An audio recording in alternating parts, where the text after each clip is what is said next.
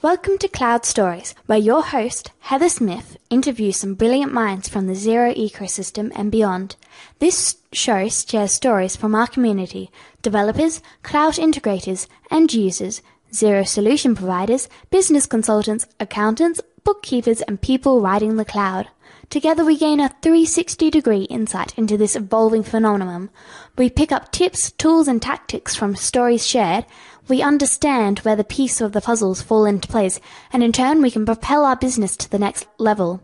Now here's your host, the very curious Miss Heather Smith.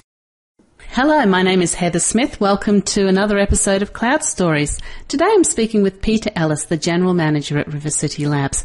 But before I speak with Peter, I first must apologise for being missing in action. Of course, you might have noticed I haven't uploaded a few podcasts in the last couple of weeks. I was hit by a case of bronchitis, which is pretty bad for a podcaster. And I actually had to cancel my interview, reschedule my interview with Cameron Priestley from Trade Gecko. I'll be talking to him about inventory, his inventory solution that plugs into Xero. And also I'm speaking with Stephen Renwick from Cetago, which is an automatic credit control solution that plugs into Xero. And one thing that if you are watching social media, Stephen Renwick has quite smartly branded himself with blue sunglasses, and he gives out blue sunglasses to everyone. So you'll see various blue sunnies out there being worn by people promoting his tribe, promoting his solution, Cetago. But back to today's guest. Today I'm speaking with Peta Ellis, the General Manager at River City Labs, Brisbane's premier startup community and co-working space. Peta has been described as the hub of the Brisbane startup community and was ranked 6th in the top 50 global lean evangelists, and the Startup Daily listed Peta as Brisbane's mentor all startups should get to know. Hello, Peta, and welcome to the show. Hello, Heather, and thank you for that introduction. I'm so excited to have you here and to be talking to you about River City Labs and to hear all the insights that you have to share with us today. But let me start with my very first question, Peta. Who is your favourite superhero and why? Favourite superhero has to be Wonder Woman, by far. Always has been number one ever since I was little and still is today. I even just recently hired out the some reruns of the seasons. I thought you were going to say the costume.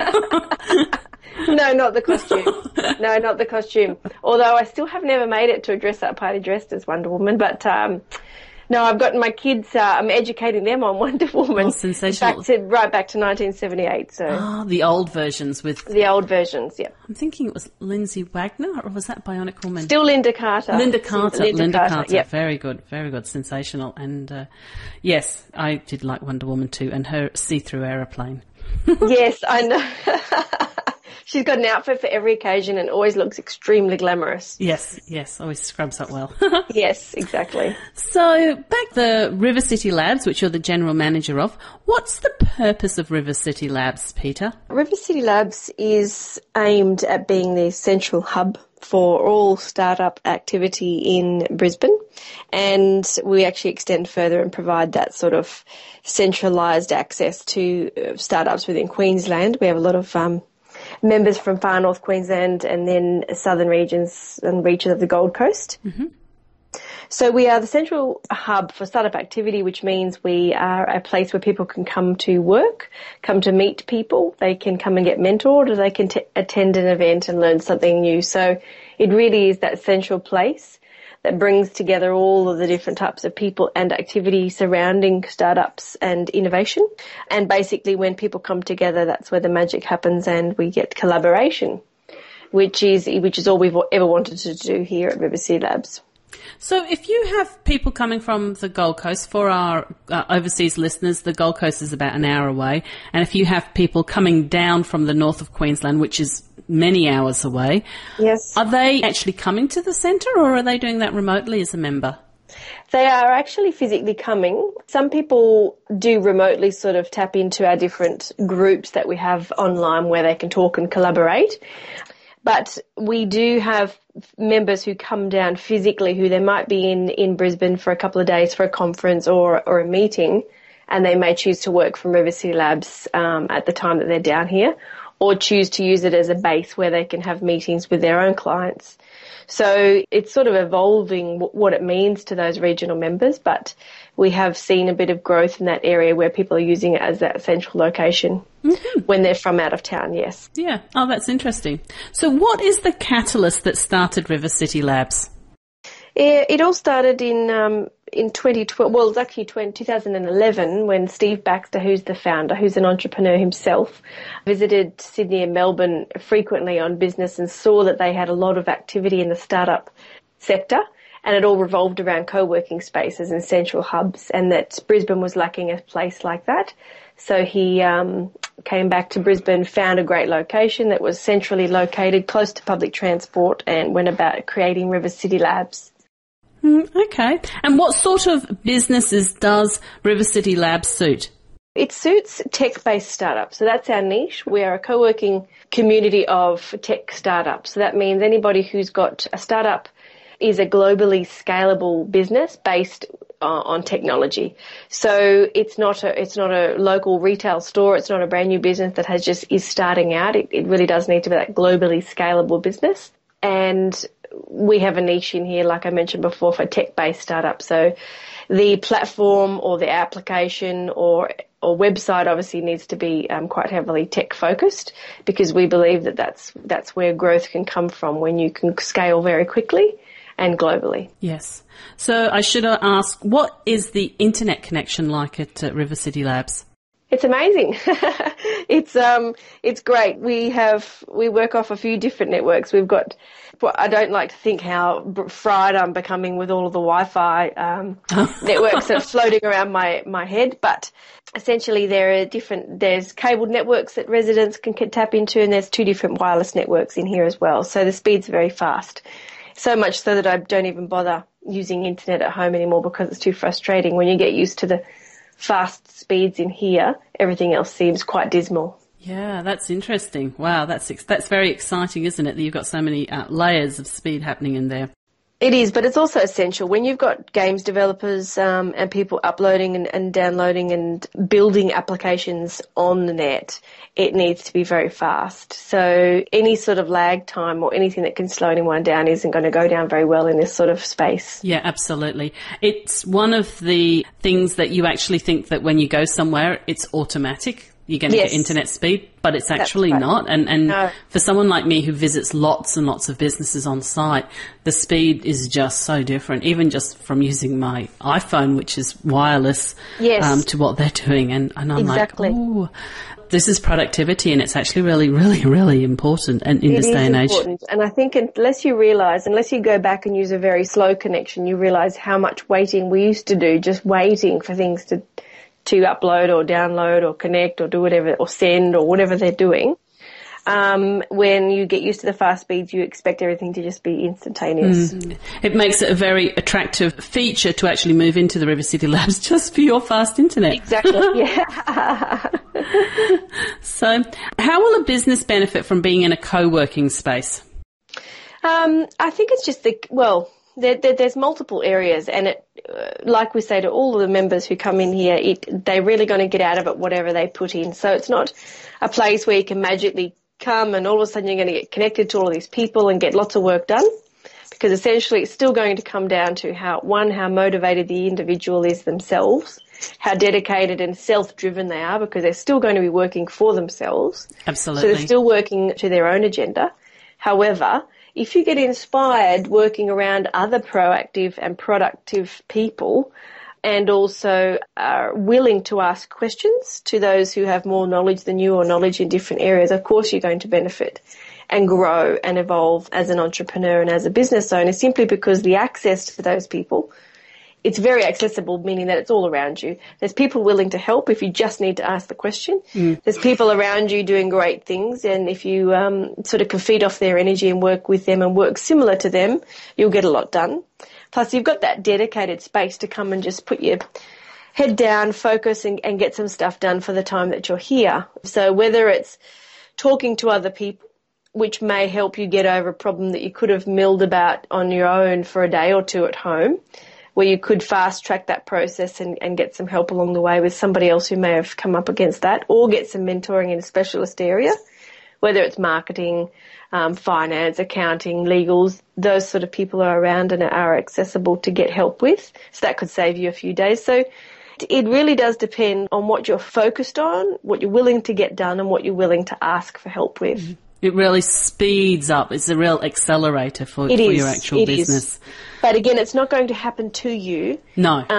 It's not magic. No, it's not magic. And a travelator at the airport. Exactly. That's what I think. It's not like a travelator. No, that's right. But it's like, it is an inspiring place that everyone's in here, having good days, they're having bad days. And what it is nice, though, it's nice to look around and realise that you're not the only one.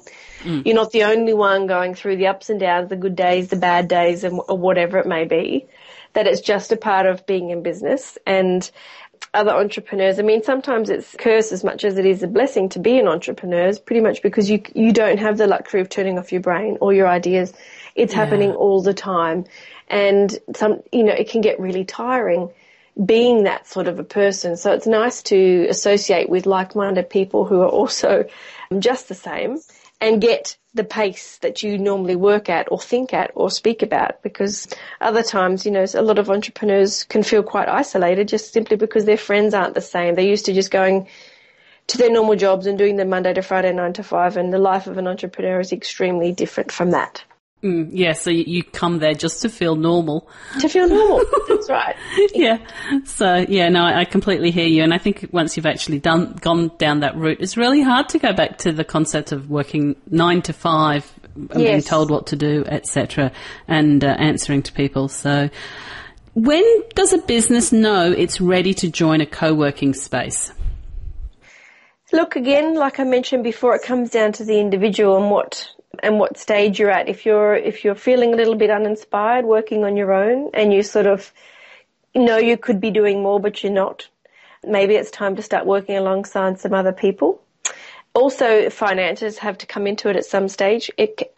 Some people would love to work in a co-working space yet still don't have any income from their business, so that's not going to be an option for them. Yes. Look, we're talking about $100 a month is the starting point for a membership here, and it can go up to $450 a month.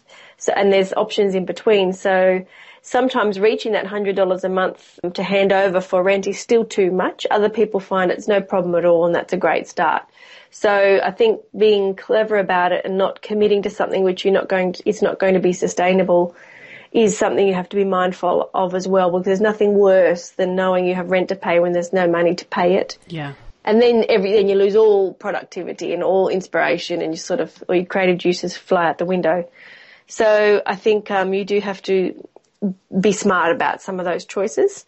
But as far as a business is concerned, being ready, it really does vary in what industry you're in, how far you can take it on your own before you do need to get some help or some mentoring. So those sort of factors may come into it as well. And where are they coming from? Are they coming from home offices, or are they sitting as employees deciding I need to start a job?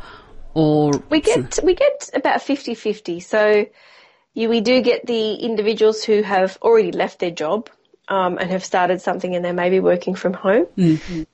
And then decide, right, I need to go and make this a real business as such, and get a desk and get professional and really give it 100%. So they come in and take a desk and rent a space and become part of the community that way. Other people have come in their spare time, so they still have a job, and they come in the evenings or the weekends to dedicate that time to their business and starting out. And when they have enough money to leave their job, I suppose they will. Some do, some don't.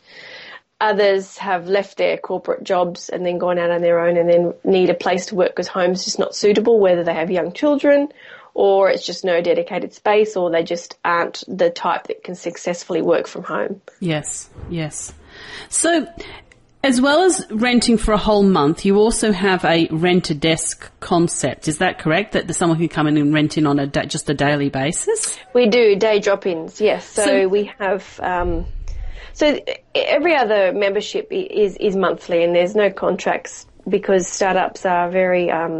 transient, and you never know where your income's coming from 1 month to the next. So we don't like to have long contracts tying people in. So the most you'll ever be asked to commit is 1 month, which, like I said, starts at $100 a month for casuals and it goes up to $450 a month for a full-time desk.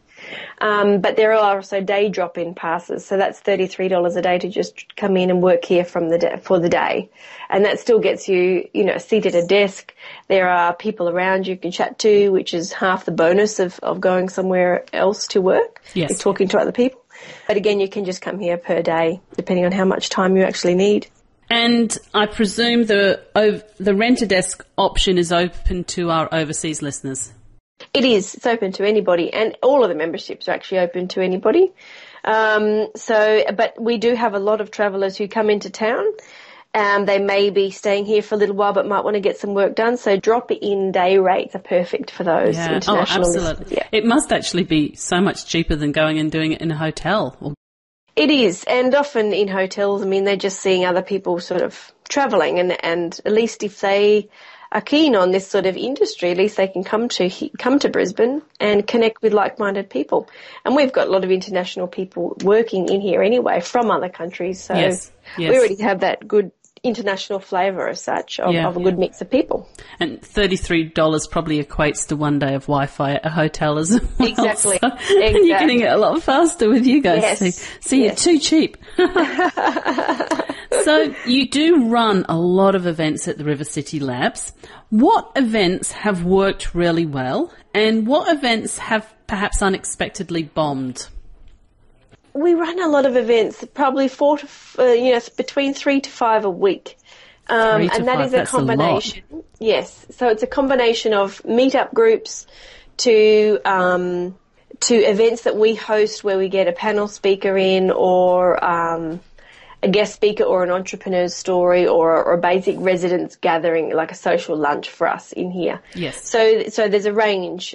Really successful events are obviously the bigger ones. So Lean Startup Machine, which is a 3-day event on validating ideas within businesses. Startup Weekends are another 3-day event. That's a big one where you can get to build a business in 54 hours and team up with other people who you've never met before who are into the same thing, basically come along with an idea and pitch it and form a team and build it by the Sunday. So those sort of things are great. They give off great energy, get to make some great friendships. And so they're the bigger ones. And then Coding Rails Girls, which is a weekend of learning to code for women, which is free. Okay. And it's just for women? Just for women. Okay. Yep. So we're encouraging lots more women to get into the tech space. So that's and what age? What age are you finding coming along to that? We have an average. Look, it's open from 18 and over. Okay. Although last one we did have a 11-year-old girl come along. Which was great. But then we've also had women in their late 60s come along. Sensational. So it really is open and we do get that broad range every single time. So I couldn't really say we're getting, just 20-year-olds or 30-year-olds. It really is a mix and they're all coming for very different reasons. As far as events that have bombed out, look, general events just on basic, it's not great saying this to you, but, accounting and bookkeeping and that sort of thing. Yeah.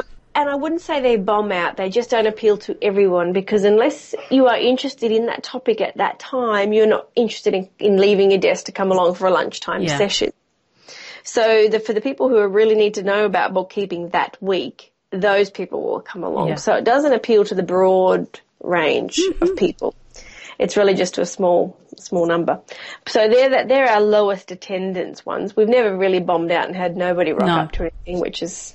I just thought it was an interesting question from my perspective. I wanted to ask it because I'm sure other people are listening to the show and thinking, our city needs a co-working space and it would give them some insight into what sort of events that they should look at running. And I'll put in the show notes links to your events and your meetup events so people can kind of have a look at what you're actually doing because I think you are doing it really well and I think you've got a large coverage of some really in-depth people coming along and then people perhaps some lighter topics coming along and fun sessions. I think you're even running a boot camp there at the moment as well. Every Tuesday. Not that that's fun. Every Tuesday and Thursday we do a free workout in the basement. So yes, exercise is important. It is important.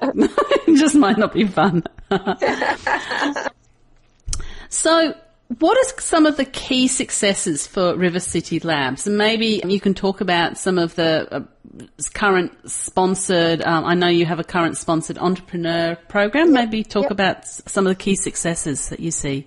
Look, since opening 2.5 years ago, our aim is, because we've been personally, the whole venture is personally underwritten by Steve Baxter, and we're very lucky to have somebody like that in Brisbane willing to sort of put up their hand and go, right, I'm going to fly the flag for this industry on my own, with no government support or anything. So a lot of other co-working spaces are often tied to some corporates or government industry bodies or universities.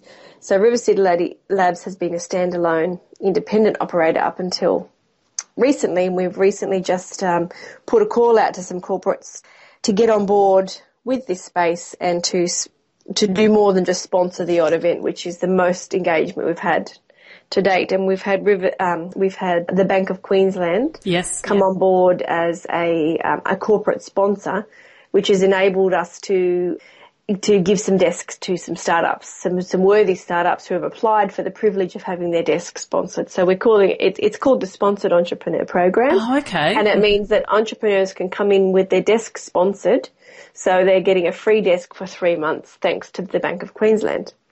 So what it means is startups who, like we mentioned before, have identified the need to work in a co-working space, the desire to do so, and highlighted that their company would benefit from being in a space like this, yet just do not have the funds to pay for the full-time desk.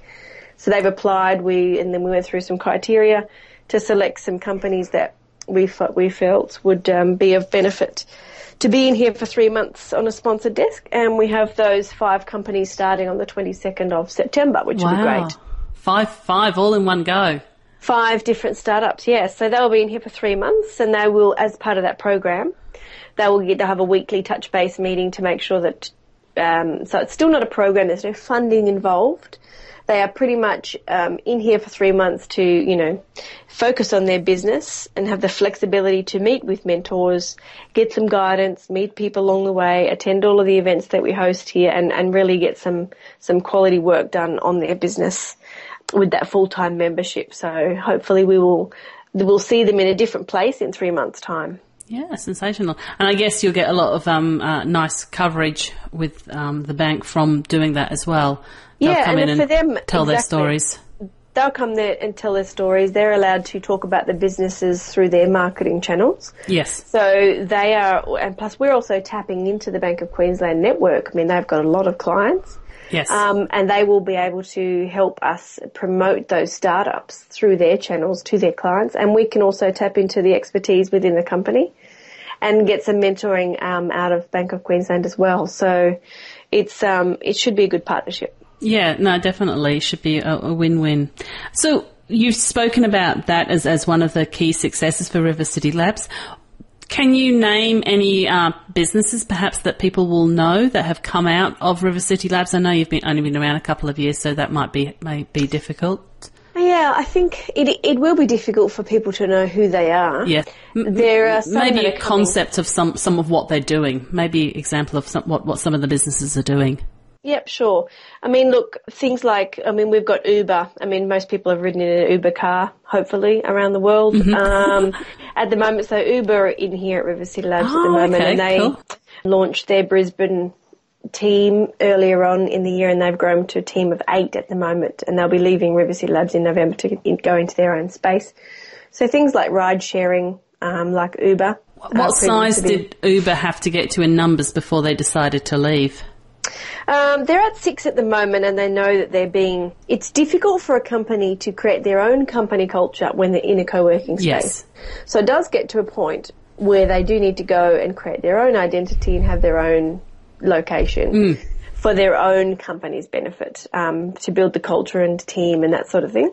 So I think look, most people get to about 4 or 5 desks and realise that co-working then takes on a different meaning for them, and they do benefit from going and getting their own space after that.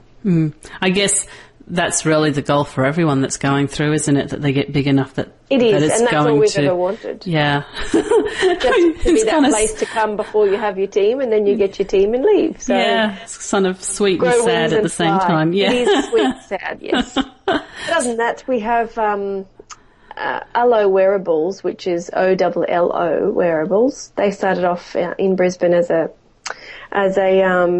just an idea, which and Hugh Geiger is the founder, and he was at River City Labs when he was just pitching his concept of a wearable emergency device, and is since now based in the States and has some funding from from some Australian investors and also some US investors. And it's an emergency device for the elderly, which they now wear. It's now morphed into a product which looks nothing like the original concept that we saw back here in Australia. So it's a necklace that the elderly wear. It's an emergency button, but it's also a 4G phone which they can press and speak to 4 of their emergency contacts. Oh, wow. Plus it's also a GPS tracking device. So if you don't notice that, grandma hasn't moved in the last 24 hours, you can be alerted, or if she has gone off track of her normal sort of area where they're considered a safe zone. Yes. You can be alerted as well to know that grandma may not be where she's meant to be or things like that. So they're kicking some great goals in the States at the moment. So that's been a project which is about 2 years old. And only just sort of coming into its own now in the States. I want a GPS tracking device put into my children's school hats. I know, I want them too. For so many reasons. So many reasons. Yeah.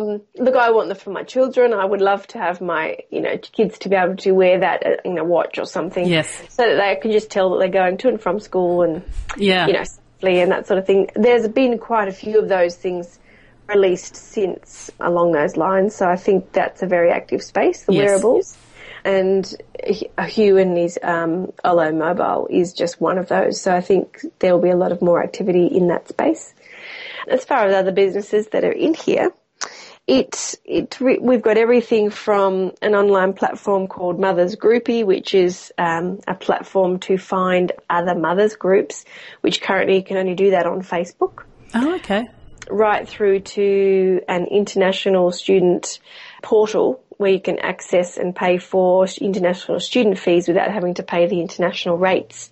Ah. So that was started by some ex-bankers who have now gone out on their own and have created a few different businesses off the back of that, but it's all tailored towards creating this suite of services that are going to help international students when they come to Australia access a range of services from international health cover to various insurances and fee paying and all that sort of thing. So they're on a good thing at the moment. And again, we won't hear about those until, I'd say in the next 12 months, you'll get some more releases coming out of those sort of people. Yeah. It's mind-blowing, the variety. It is. And like I said, it goes from the mothers groups right up to financial institutions and everything else in between to wearable health devices. And it's just the range is really broad. We also had a company in here, a Bitcoin company. So that was quite exciting, having anybody sort of dealing in that space. So what do you mean a Bitcoin company? A company that deals in Bitcoins? A company that deals in Bitcoins. Okay. And they were still in their infancy in terms of establishing what they were doing with Bitcoin, but however, still having somebody playing in that space was interesting. Still very new, and again, still yet to be established on what their service actually is. It does seem that sometimes you're in that space and you're like, I've got this passion, I've got this idea, and I can run with it, but how do I monetize it, which sounds like what you kind of were suggesting there. Yes, that's right. And then, of course, we've got the games developers as well. Right Pedal Studios is a games accelerator that operates out of here. And they've got some great games which have just been released. So one of them, Ninja Raft, is going to be released on International Talk Like a Pirate Day, which is, I think, next week or the week after. On a pirate day. Yeah, so just for some publicity purposes wrapped around that. But it's on International Pirate Day. It's not just the regular Pirate Day thing. Okay, sorry. Yes. International Pirates Day. You should have Captain Featherstone come down and... We probably should. Probably should. So, that's really cool. Yeah, and Brisbane does seem to, from my perspective, be doing an awful lot in the games area, which is very, very exciting for development in the tech space. It is exciting, and there's a lot of activity, and there's a lot of very, very smart people, very talented programmers in the gaming industry and the gaming space doing some very cool things. And yeah, exactly. So, to me, it just sounds like the place you actually want to be. So what have been some of the obstacles the co-working space has faced along the road? Co-working was and still is a newish concept. It's getting more widely known now. Of what it is. So I think education in the area has been a challenge, basically just explaining what it is that we do in here and what's on offer. And also funding in terms of, so like I've mentioned, we've just had Bank of Queensland come on board. So funding from a government level in terms of enabling places like this to be able to be open and offer any sort of services or assistance to startups has always been very few and far between. The budding entrepreneurs grants, which have just opened up again in Brisbane, which are small grants which entrepreneurs can apply for, and they can allocate what they use those funds for. One of those funds uses is to be used in co-working spaces. So those sort of things help keep us ticking along. So, in terms of obstacles, it really does come down to funding and access to people with the money able to pay rent to keep us going, pretty much. Always comes down to the money, yes. Yes. So how strong is the startup community in Brisbane, would you say? I think it's quite strong. It's definitely still very much in its infancy if you were to compare it to any other startup ecosystem around the world. Yes. But it is also very similar to some of the great ecosystems that are booming now 3 to 4 years on. So I think we're at the start of something that's going to be very good and very well known. Anybody who we've had some visiting entrepreneurs come to Brisbane, and they've all mentioned the same thing, that we are a very, very strong, cohesive community that are doing all the right things in the early stages. It's just a matter of time for the rest to then grow on top of the foundations that we're laying now. So I suppose that's just really nice for us to know that we are doing the right things to attract the right people and that get that activity happening and then have lots of growth on top of this. Yeah, no, it is exciting to hear that. And I know that, I've travelled extensively and worked in lots of different countries, and I just love Brisbane. Brisbane's just got so much going for it. But I don't think that you should move here, people down in Sydney and Melbourne. You stay where you are. We'll just have Brisbane to ourselves. Yes, that's it. So, but yeah, no, it is. It's got amazing climate. Look, it's got all of those things, but I was only in Sydstart last week. I was in Sydney last week for Sydstart, and you only need to look around to see the amount of people to realise how different we are purely because of the population. Yeah. We do not have, we don't have the people, but we also don't have the congestion, which is awesome. Yeah. However, to be able to reach that critical mass and that growth, you need to have a lot of people doing the same thing. Yes. Similar thing, a similar industry, especially in the startup space. You need to have a lot more people doing this to have some success come out of it. You can't have a small amount of people doing some great stuff. You need to have a lot of people doing great stuff because it's a numbers game. Yeah. And only through lots of people trying are you going to get some people push through and succeed at the other end. So, it's a matter of time for us, I think. Yeah. And I think from what you're saying there, we also need to see it coming through from the schools, both in terms of coding, learning to code and learning to code, but also just general interest in business. And entrepreneurism, yes. In being an entrepreneur. So instead of our kids saying, I want to be, a fireman when I grow up, we need to say, what would you like to create when you grow up? Not what do you want to be, what do you want to create? So what do you want to create? I'm always telling my son, he's only 7, he's getting it drummed into his head a lot, that he can create anything, and just to think entrepreneurially, just to believe that there are other ways to create income and to create opportunities, and that's purely by doing it, by actually creating it and going out and starting something, not always just going and following. Is to be that more of a leader. So, but because there is a place for everybody, and there is always going to be opportunities to be an employee, and we do need those people who want to be employees. You can't all go and create stuff, otherwise we can have all these leaders and no employees. That'll be dismal as well. It would be madness, yeah. But in terms of coding, yes, we need a lot more quality skilled engineers, technical engineers, and also we do need our gaming people to want to sit behind computers and just create cool stuff. Absolutely. You know, they're the kids who, you know, through school didn't go out and party but sat down and played computer games. They're the ones who are creating the brilliant stuff now. Yes, and doing well for it as well. Yes, hopefully. Hopefully, yes. But I think it comes with, they need to have which you've tied back to all the way through this session, is they need to come back to the finances, even though they're not coming to the bookkeeping and the admin, finance, accounting talks. They do. They do. You know, it's just basic accounting, basic business knowledge, the basic thing of, you know, you create something for X amount and you sell it for X, you sell it for Y. Those basic principles, if they were taught in primary school, would help us all when we get a bit older. So I have one more question for you, Peter. What have you learnt from managing River City Labs? What have I learnt from managing River City Labs? I have learnt that it's not about the space, it's about the people. So one of the mottos that I'd like to stick by, that is, a club can survive without a clubhouse, but a clubhouse cannot survive without a club.